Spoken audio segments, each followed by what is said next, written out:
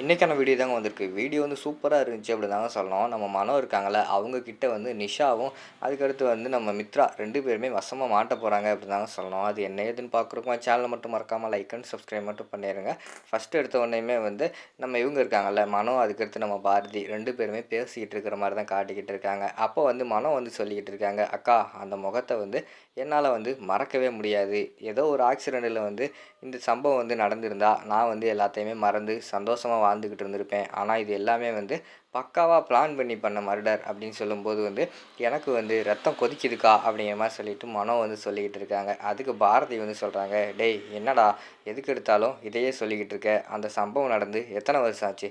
கிட்டத்தட்ட 5 வருஷம் ஆச்சு. அப்படி 5 வருஷம் ஆனதுக்கப்புறம் வந்து அந்த முகத்தை வந்து நான் மறக்கலை அப்படின்னு சொன்னால் என்னடா அர்த்தம்? 5 வருஷத்தில் அப்படி வந்து நீ மறக்கலைன்னா எங்கேயாவது அந்த முகத்தை நீ பார்த்துருக்கணும்ல அப்படிங்கிற மாதிரி சொல்கிறாங்க. அக்கா நீங்கள் சொல்கிற மாதிரி வந்து இங்கே எத்தனை பேர் இருக்காங்க, எவ்வளோ ஜனத்தொகை இருக்குது, அப்படி இருக்கும்போது அந்த முகத்தை பார்க்குறது அவ்வளோ சாதாரண விஷயம் கிடையாது. ஆனால் அது மட்டும் இல்லாமல் அந்த முகம் வந்து என் மனசுக்குள்ளே நல்லா பதிஞ்சிருச்சு. எங்கே பார்த்தாலும் வந்து சும்மா விட மாட்டேன்.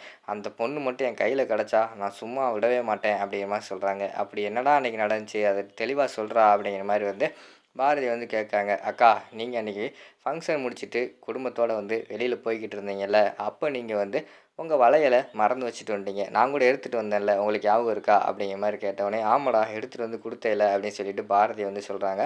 ஆமாக்கா அப்போ தான்க்கா நான் உங்ககிட்ட வந்து எடுத்துகிட்டு வந்து கொடுத்தேன் அப்படின்னு சொன்னோடனே ஃப்ளாஷ்பேக் வந்து போட்டு காட்டுறாங்க. நம்ம மனோ வந்து வளையலை வந்து எடுத்து கொடுப்பாங்க. அக்கா உங்கள் வளையலை வந்து மறந்து வச்சுட்டு வந்துட்டீங்க அப்படிங்கிற மாதிரி சொன்னோடனே, ஓ ஆமாம் சாரிடா தம்பி, சரி உன் பேர் என்னப்பா அப்படிங்கிற மாதிரி கேட்டோடனே, அக்கா என் பேர் மனோக்கா அப்படிங்கிற மாதிரி சொல்கிறாங்க. சரி சரி போயிட்டு வரோம்ப்பா அப்படிங்கிற மாதிரி சொன்னோடனே, சரிக்கா பார்த்து போயிட்டு வாங்க நானும் கிளம்புறேன் அப்படின்னு சொல்லிட்டு மனோவும் அந்த இடத்துலேருந்து கிளம்புவாங்க. கிளம்பிட்டு மறுபடியும் அந்த மண்டபத்துக்குள்ளே போவாங்க. அவங்க கரெக்டாக போகிற நேரத்தில் பார்த்தா நம்ம நிஷா இருக்காங்களே, அவங்க வந்து எனக்குள்ளே ஒரு பெரிய வண்டி இருக்கும். அந்த வண்டிக்கு பின்னாடி நின்று ஃபோன் பேசிக்கிட்டு இருக்கிற மாதிரி காட்டுறாங்க. ஏய் நீ ஒன்றும் கவலைப்படாதடி, நீ சொன்ன மாதிரி மண்டபத்துக்குள்ளே வந்து சிலிண்டர் எல்லாம் ஆளை வச்சு செட் பண்ணிட்டேன். நீ ஒன்றும் கவலைப்படாத, இன்னும் கொஞ்ச நேரம் தான், கொஞ்ச நேரத்தில் வந்து வெடிச்சிடும் அப்படிங்கிற மாதிரி சொல்லிக்கிட்டு இருக்காங்க. இது மனோவுக்கு வந்து ஒன்றுமே புரியலை. என்னடா இது மண்டபத்துக்குள்ளே சிலிண்டர் வெடிக்க போகிறாங்களா அப்படின்னு சொல்லி யோசிச்சுக்கிட்டே இருக்காங்க. அந்த நேரத்தில் நிஷா வந்து சொல்கிறாங்க, ஏய் டயம் ஆயிடுச்சுடி, இன்னும் வந்து 5 செகண்ட் தான், நீ வேணால் அந்த சத்தத்தை உன் காது குளிர கேளு. நம்ம நினைக்கிற அவள் கூட இருக்கிற எல்லாருமே வந்து சாக போகிறாங்க அப்படின்னு சொல்லிட்டு நிஷா வந்து சொல்லுவாங்க. அதுக்கடுத்து நிஷா வந்து எண்ணுவாங்க. 5 4 3 2 1 அப்படிங்கிற மாதிரி எண்ணிக்கிட்டு இருப்பாங்க.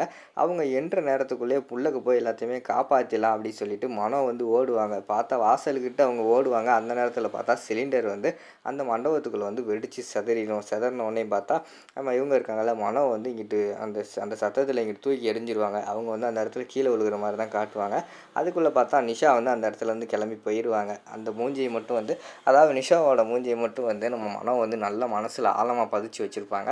அதை வந்து அப்படியே போட்டு காட்டுற மாதிரி தான் காட்டுறாங்க. அப்போ வந்து பாரதி கிட்ட சொல்கிறாங்க, அக்கா அந்த ஃபேஸ் வந்து என் மனசில் பதிஞ்சிருச்சு, நான் சும்மா விட மாட்டேன். அவளை பிடிச்சிக்கிட்டு ஏன் இப்படி பண்ண, எதுக்கு இப்படி பண்ண, நீ ஒரு ஆள்கிட்ட ஃபோன் பேசுனேல, அது யார், அந்த சம்பவம் நடத்த சொன்னதே அந்த ஆளாக தான்க்கா இருக்கணும், அது யாருன்னு கண்டுபிடிக்கணும், கண்டுபிடிக்காம நான் சும்மா விடவே மாட்டேன்க்கா அப்படிங்கிற மாதிரி சொல்லிக்கிட்டு இருக்கிற மாதிரி காட்டுறாங்க.